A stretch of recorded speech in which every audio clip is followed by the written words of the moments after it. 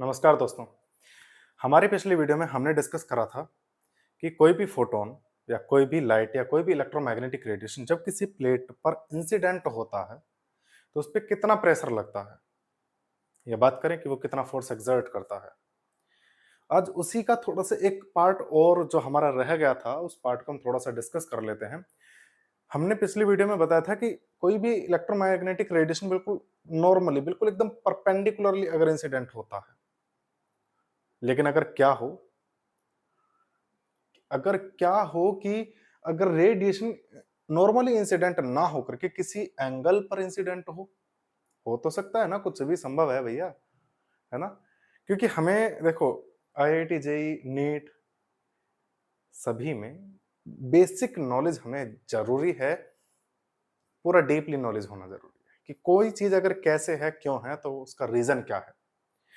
वही चीज हम लेकर के चलेंगे। तो मेरे प्यारे बच्चों, आज मैं जो इलेक्ट्रोमैग्नेटिक रेडिएशन का रेडिएशन प्रेशर या फिर हम बात करें रेडिएटिव फोर्स जो एक्सर्ट होने वाला है किसी एंगल से, उसको डिस्कस करते हैं।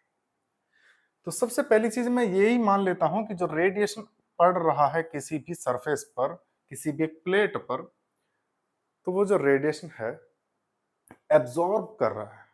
यानी कि जो प्लेट है पूरा का पूरा रेडिएशन को एब्जॉर्ब कर रही है। चलो मान लिया हमने, है प्यार नहीं तुमसे। चलिए, लेकिन ये मैंने नॉर्मली करा है। हमें ऐसा नहीं करना, हमें करना क्या है, हमको थोड़ा सा इसमें चेंज करना है, क्योंकि ये तो हमने पढ़ा था पिछले वाले पार्ट में। तो इस वाले पार्ट में हम क्या पढ़ने वाले हैं कि अगर कोई रेडिएशन इस तरीके से इंसिडेंट हो रहा है, किसी एक एंगल पर इंसिडेंट हो रहा है, बहुत ही मतलब बढ़िया तरीके से हम इसको डिफाइन करेंगे, बहुत डीपली इसको समझेंगे। इस प्लेट का जो एरिया है वो प्लेट का एरिया है ए। इस जो रेडिएशन है, इस रेडिएशन का जो मोमेंटम है वो मैंने मान लिया स्मॉल पी। ठीक है, एंगल बना रहा है तो यानी कि नॉर्मल से जो एंगल बन रहा है वो थीटा एंगल बन रहा है, थीटा एंगल बन रहा है। अब हमने देखो नाइन्थ में, टेंथ में, इलेवेंथ में, सॉरी नाइन्थ और इलेवेंथ में हमने ये डिस्कस कर लिया था कि जो एंगल होता है या फिर कोई भी एक रिजल्टेंट होता है या कोई भी एक वेक्टर होता है, तो उसका रिजोल्यूशन कंपोनेंट हम कैसे डिस्ट्रीब्यूट करते हैं, कैसे बनाते हैं, ये हमको पता होता है। जिसके साथ एंगल बनता है उसको हम कॉस के साथ में लेकर के चलते हैं, बचपन से पढ़ते आ रहे हैं, बहुत ही बचपन से। तो मैंने यहां लिखा कि पी कॉस थीटा, ये एंगल इसके साथ है, इसीलिए इसको बोला मैंने पी कॉस थीटा। यानी कि इस प्लेट पर जो रेडिएशन ये एंगल के साथ आ रहा है ना, अगर मैं करूं बात कि भैया ये तो रिजल्टेंट हो गया टोटल, इसका हॉरिजॉन्ट सॉरी वर्टिकल कंपोनेंट कितना होगा, इस रेडिएशन का वर्टिकल कंपोनेंट कितना होगा। यानी कि रेडिएशन ऐसे जा रहा है, मैं मान लूं कि प्लेट पर पड़ने वाला रेडिएशन का वो पार्ट जो प्लेट को एहसास हो कि भैया बिल्कुल सीधा ऊपर से आ रहा है, वो कितना हिस्सा होगा जिसका वो एहसास ऐसे करेगा कि बिल्कुल सीधा ऊपर से आ रहा है, ये होगा इतना। ऊपर की तरफ यानी कि सीधी सी बात है कि पी cos थीटा का डायरेक्ट परपेंडिकुलर जो होता है उसको हम साइन के साथ में लेकर के चलते हैं। तो मैंने यहां पर लिखा पी साइन थीटा। यानी कि रेडिएशन के दो कंपोनेंट हो गए, एक होगा पी cos थीटा और एक हो गया P sine theta. P sine theta ऐसे जाएगा, पी cos थीटा ऐसे आ रहा है। अब एक चीज और काम की चीज है, बहुत ही काम की चीज है, समझना मेरी बात को, कि प्लेट जो है अगर कंप्लीटली एब्जॉर्ब कर रही है, एब्जॉर्ब कर रही है, एब्जॉर्ब का मतलब है कि जो फोटोन इंसिडेंट हो रहे हैं उनको अपने अंदर लाने के बाद अगर वो रेस्ट में कर देती है, तो सीधी सी बात है सर, प्लेट फोर्स एक्सर्ट करेगी। ठीक है, और इस प्लेट को फोर्स मिलेगा कहां से, तो अगर ये प्लेट किसी भी सरफेस पर इस तरीके से रखी है कि ये प्लेट मूव कर सकती है, तो ये प्लेट बिल्कुल श्योर है कि मूव करेगी। और इसके मूव करने से रिलेटेड जो क्वेश्चन बनते हैं वो जेई एडवांस और मेन के होते हैं कि ये क्वेश्चन कैसे आएगा कि सर इतने एंगल से रेडिएशन इस पे इंसिडेंट हो रहा है और ये प्लेट किसी एक ऐसी टेबल पर रखी है जिसका फ्रिक्शन कोफिशिएंट है म्यू। तो बताइए कि इसका एक्सेलरेशन कितना होगा।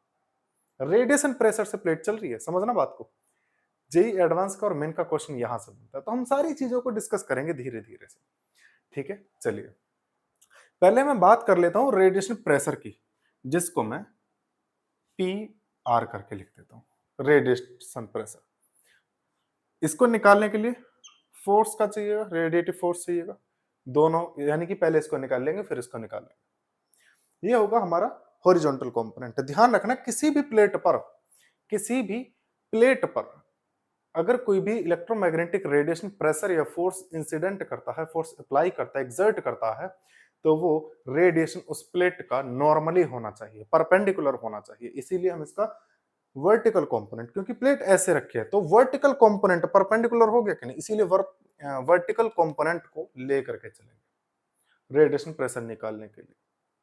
अब बात करें कि प्लेट को मूवमेंट कराने के लिए, यानी कि प्लेट को आगे खिसकाने के लिए कौन सा फोर्स काम आएगा, और वो निकलेगा कहां से, तो वो निकलेगा पी साइन थीटा से, क्योंकि उसकी डायरेक्शन में वो है और फोर्स की डायरेक्शन में ये है, ठीक है ना। चलिए अब बहुत सारी हमने बकवासबाजी पेल ली है ना, थोड़ा थोड़ा सा अब समझ लेते हैं कि मोमेंटम कौन सा इफेक्टिव रहेगा सर, तो पी कॉस थीटा इफेक्टिव रहेगा। यानी कि मैं लिख सकता हूं ना कि सर पी वेक्टर इनिशियल, यानी कि पहला वाला प्रारंभिक संवेग कितना होगा, momentum of electromagnetic radiation in vertical direction. यानी कि मैं यहां पे लिख सकता हूं, पहले ही लिख लेता हूं मैं कि कंसीडर इन वर्टिकल डायरेक्शन। दोनों डायरेक्शन को हम कंसिडर करेंगे, तो पहले हम वर्टिकल को कर लेते हैं, उसके बाद हम इसको भी निकाल करके बताएंगे कि अगर इससे रिलेटेड कोई क्वेश्चन बनता है जेईई मेन और एडवांस का, तो कैसे टैकल करना है।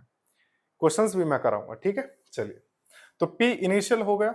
अब पी इनिशियल कितना आएगा, तो सर ये रहा सर कि पी कॉस थीटा। पी हमने अभी लास्ट वीडियो में हमने समझा था कि पी को हम H by lambda cos theta लिखते हैं,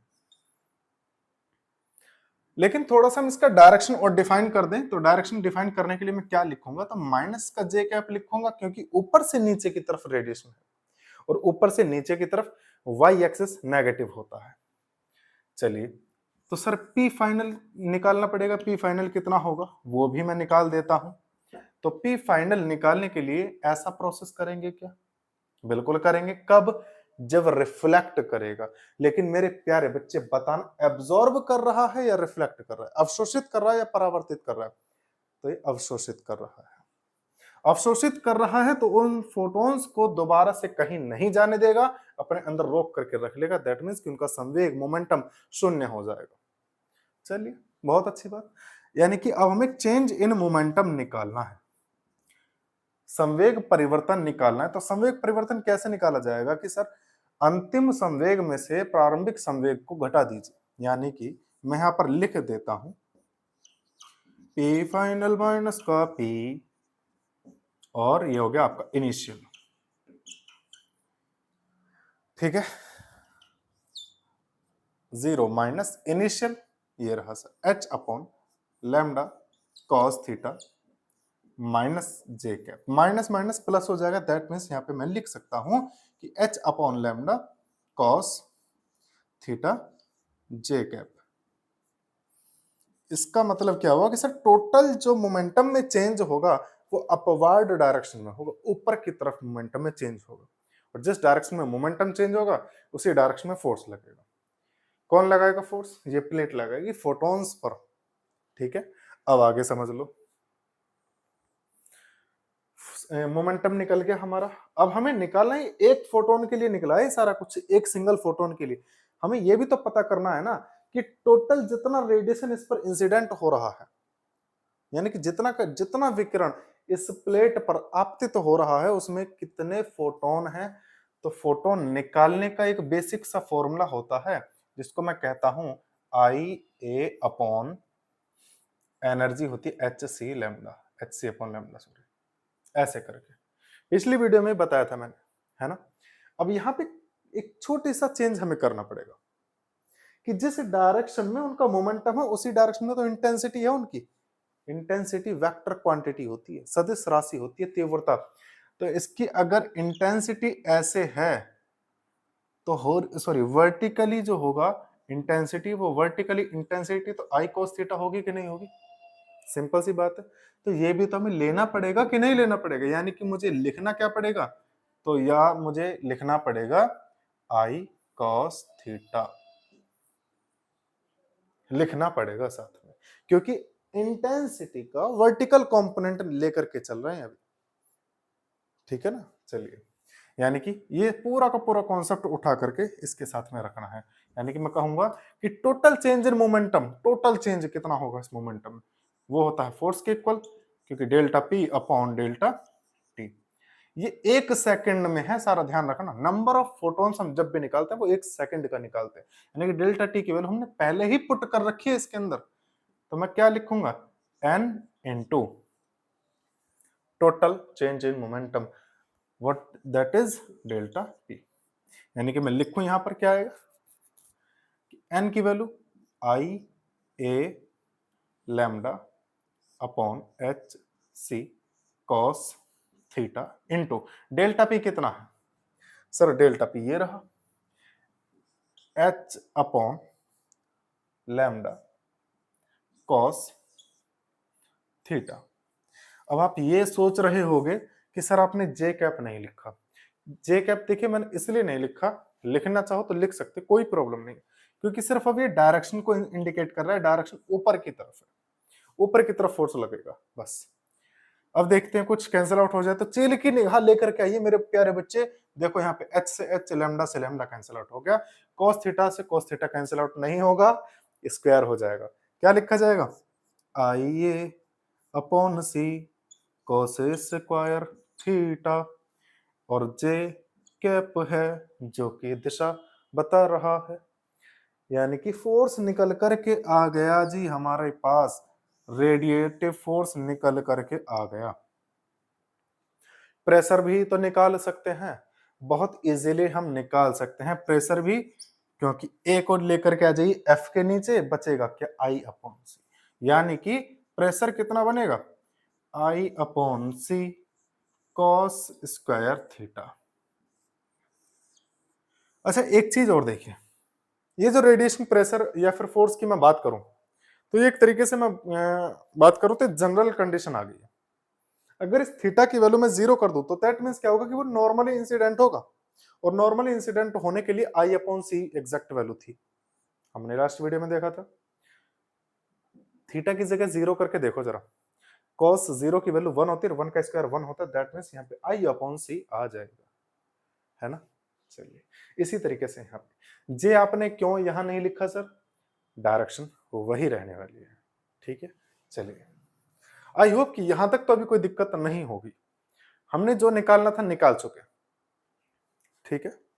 अब बात ये आती है कि सर अगर इन केस ये एब्जॉर्प्शन ना होकर के अगर रिफ्लेक्टिव होता कुछ पार्ट, में भी कुछ पार्ट अगर रिफ्लेक्टिव होता तो हम इसमें क्या क्या करते, तो सबसे पहले कुछ पार्ट को छोड़ करके हम ऐसा समझ लो कि अगर पूरा का पूरा कंप्लीटली रिफ्लेक्शन होता तो यहां पर मैं क्या करता, H upon lambda cos theta और माइनस की जगह प्लस का जे कैप होता, क्योंकि रिफ्लेक्ट होकर के जाती, रिफ्लेक्ट होकर के जाती तो यहाँ पे ट्वाइस आ जाता, क्योंकि यहाँ पे ऑलरेडी माइनस के साथ में, सॉरी प्लस के साथ में आता, ये भी प्लस हो जाता, ये पॉजिटिव बन जाता, 2h अपॉन लैम्डा बनता, यानी कि ट्वाइस हो जाता। जब ये ट्वाइस है तो सिंपल सा फंडा ये है कि यहाँ पे भी ट्वाइस आएगा, यहाँ भी ट्वाइस, और कंप्लीटली यहाँ भी 2 और यहाँ भी 2 आ जाता, अगर कंप्लीटली रिफ्लेक्शन होता है तब, ठीक है। इसीलिए मैं दोबारा नहीं बता रहा हूँ, क्योंकि इसमें कुछ बताने जैसा है ना, सीधा सीधा करना ही है और कुछ नहीं है, इसको आप होमवर्क में ऐसा समझ लीजिए कि मैं तुम्हें होमवर्क में दे रहा हूँ ये। अब एक चीज देखो कि अगर कुछ पार्ट रिफ्लेक्टिव हो और कुछ पार्ट एब्जॉर्प्टिव हो और किसी एंगल पर इंसिडेंट हो रहा हो, तो एब्जॉर्प्टिव फोर्स रिफ्लेक्टिव फोर्स निकालेंगे, ट्वाइस हो जाएगा, उनको सिंपली ऐड कर देंगे, ऐड करने के बाद हमारे सामने एक नया सा फॉर्मूला इजाद होगा, आजाद नहीं कह रहा हूं, इजाद होगा, इजाद निकल करके आएगा, कौन सा निकल करके आएगा, तो मेरे प्यारे बच्चे वहां पे जो रेडिएटिव प्रेशर होगा वो कितना आएगा, I upon C 1 plus R cos square theta, where r is the coefficient of reflection from the surface. और प्लेट ऑफ मेटल, ठीक है। यानी कि उस विकिरण दाब का मान इतना हो जाएगा अगर उसका कुछ पार्ट जो रिफ्लेक्ट हो रहा है, कुछ पार्ट एब्जॉर्ब हो रहा है। तो ये आर क्या है यहाँ पे, स्मॉल आर, उसकी सॉरी उसका जो है रिफ्लेक्शन कोफिशिएंट है, यानी कि परावर्तन गुणांक है। अगर परावर्तन गुणांक कंप्लीटली परावर्तन करता है तो एक आएगा, 1 + 1 2 होता है, इसीलिए मैं कह रहा था कि ट्वाइस आ जाएगा, 2 गुना हो जाएगा, ठीक है ना। चलिए, इसी एक डेरिवेशन में मैंने आपका काफी सारा कवर करा दिया। आई होप कि दूसरा इसका मुझे करवाना ना पड़े रिफ्लेक्शन वाला। अब एक चीज देखो कि क्या करा जाए। अभी मैंने बताया ना कि कंसीडर कर रहे हैं वर्टिकल डायरेक्शन में, ये हो गया। जल्दी से नोटबुक में कॉपी करिए, इसके बाद हम डिस्कस करेंगे इसका हॉरिजॉन्टल कंपोनेंट, ठीक है। जल्दी जल्दी करिए, जल्दी से करिए, हम आपका इंतजार कर रहे हैं। वो किसी और से मिलके आ रहे हैं, हम फिर भी उनका अब इंतजार नहीं करेंगे, वो भाड़ में जाए, हमारी तरफ से हम कुछ भी नहीं करेंगे। चलिए देखिए क्या करते हैं।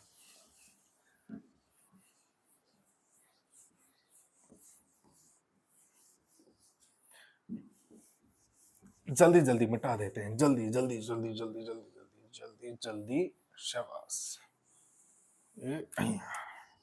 देखिए अब हम लेकर के चलेंगे इसका हॉरिजॉन्टल कंपोनेंट, यानी कि हॉरिजॉन्टल डायरेक्शन को कंसीडर करते हैं। हॉरिजॉन्टल डायरेक्शन को कंसीडर करते हैं, बहुत अच्छी बात है सर। क्या क्या कर सकते हैं, तो देखिएगा हॉरिजॉन्टल डायरेक्शन को जब भी हम कंसीडर करेंगे तो मेरे प्यारे बच्चे, इस प्लेट पर रेडिएशन का कोई भी फोर्स नहीं एप्लीकेबल होगा, कोई भी इसका प्रेशर नहीं लगेगा। बहुत अच्छी बात। लेकिन इस प्लेट को फोर्स जरूर लगा सकता है इसको खिसकाने के लिए, खिसकाने के लिए, यूं भगाने के लिए। जैसे ऐसे समझो, देखो ये प्लेट है, हालांकि लग ना रही प्लेट से, लेकिन मान लो रेडिएशन इस पर पड़ रहा है ऐसे, तो रेडिएशन का हॉरिजॉन्टल कंपोनेंट जो होगा वो इसको क्या करेगा, चल चल चल चल चल ऐसे गिराएगा, ठीक है ना। चलिए कोई दिक्कत नहीं, थोड़ा सा एक्सरसाइज होगी। चलो, यानी कि इसका जब मोमेंटम में चेंज होगा वो भी है ना, मोमेंटम में चेंज करेगा तब कहीं जाके इस पे फोर्स लगेगा, फोर्स लगेगा मूवमेंट करेगा, मूवमेंट करके दैट मींस कि इसमें एक्सेलरेशन जनरेट हो जाएगा। चलिए बहुत अच्छी बात, करते हैं जरा इसमें इसका मोमेंटम निकाल लेते हैं sir.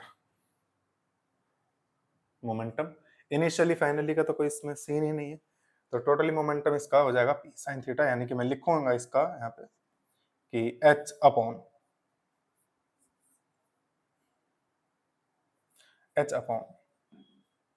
sin theta, positive direction. Intensity भी I cos I sin हो जाएगा, कोई दिक्कत नहीं। एक मिनट,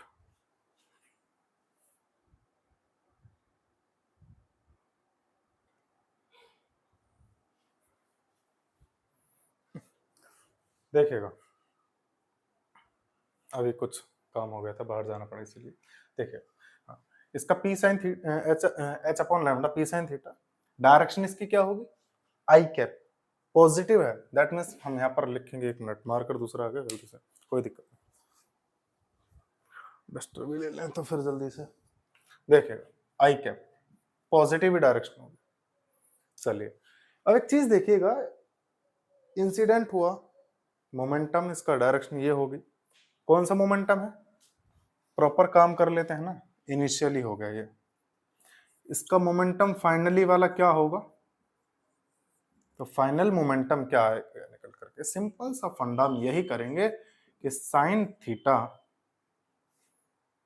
क्योंकि पर सॉरी एब्जॉर्ब करा है तो ये हम नहीं करेंगे गलती से, ठीक है ना, एब्जॉर्ब करा है तो जीरो होगा, जीरो होगा तो इसके मोमेंटम में टोटल चेंज कितना करेंगे, तो हम लिखेंगे कि P final minus P vector initial, P final और पी इनिशियल, अंतिम में से प्रारंभिक को घटा देंगे तो अंतिम हमारा जीरो, माइनस का इनिशियल कितना है h upon lambda sine theta I cap, यानी कि जो इसके मोमेंटम में जो चेंज होगा, मैं इतना कह सकता हूं कि H upon lambda sine theta और माइनस का आई कैप, यानी कि अपोजिट डायरेक्शन में इसका मोमेंटम चेंज होगा लेफ्ट वर्ड में, यानी कि लेफ्ट साइड में इसका मोमेंटम चेंज होगा। अब इस पे फोर्स की हम बात करते हैं, तो फोर्स की बात करने से पहले इस पे हम नंबर निकाल लेते कि नंबर कितने इंसिडेंट होंगे, फोटॉन्स कितने इंसिडेंट होंगे। तो देखो एक सिंपल सा फंडा इतना समझो, लाइट वही, सोर्स वही, इंटेंसिटी वही, सब कुछ वही है, पावर भी वही है लाइट की। तो अभी मैंने थोड़ी देर पहले यहां पर लिख करके आपको बताया था कि I A cos theta upon sorry into lambda और एच सी, यही मैंने नंबर निकाला था। नंबर तो अभी भी उतने ही रहने वाले, क्योंकि प्लेट पर पड़ने वाले फोटोन तो वही हैं, बदल थोड़ी ना जाएंगे। तो करना क्या है, एन वो रहा, डेल्टा पी ये रहा, तो यानी कि force will be equal, X direction में है तो force will be equals to N into delta P, delta P upon, upon का मतलब ही खत्म करो, एन कितना है I A lambda upon H C cos theta, delta P ये रहा, यानी कि H upon lambda sine theta और माइनस का आई कैप।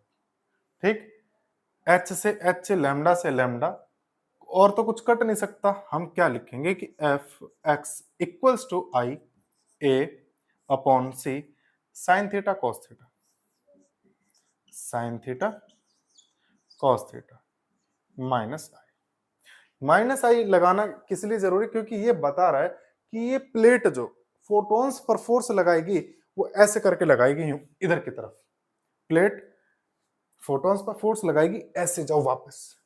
अब प्लेट फोर्स कहां से लेगी, अगर ये प्लेट किसी जगह पर रिजिड फॉर्म में बंधी हुई है तो फोर्स वहां से लेकर के इनको वापस कर देगी, लेकिन अगर वो फ्री है मूव करने के लिए तो ये फोर्स दे नहीं पाएगी। इसका सीन ऐसे होगा, देखो किसी बर्फ की सिल्ली पर हम खड़े हों या बैठे हों, हम कोशिश कर रहे हैं मेज को धकेलने की, बर्फ की सिल्ली पर खड़े हो, धकेल पाएंगे क्या, नहीं, हम खुद पीछे चले जाएंगे, रपटते रहेंगे, यूं यूं पैर होते रहेंगे।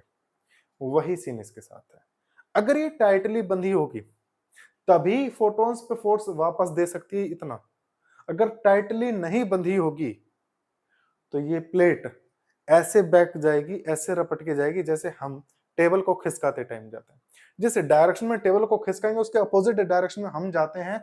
यानी कि क्या कहना चाह रहा है कि फोटॉन्स की वजह से जो प्लेट फोटोन पर फोर्स लगा रही है माइनस का आई, मतलब कि इस डायरेक्शन में लगा रही है, अब जब फ्री होगा तो ये अपोजिट डायरेक्शन में खुद चलना मूव कर देगी, और इसकी वजह से हम निकाल सकते हैं इसका एक्सेलरेशन। ठीक है, क्वेश्चन करवाऊंगा नेक्स्ट वीडियो में, ध्यान से देखना, एक एक मस्त क्वेश्चन लेकर आऊंगा जेई मेन के लेवल पे, मजा आएगा। तब तक के लिए बने रहिएगा हमारे इसी चैनल पे। और हाँ, एक आखिरी बात जो मैं बताता हूं, शस्त्र और शास्त्र ये दो ही रक्षा करते हैं, ध्यान रखना। तब तक के लिए जय हिंद, जय भारत।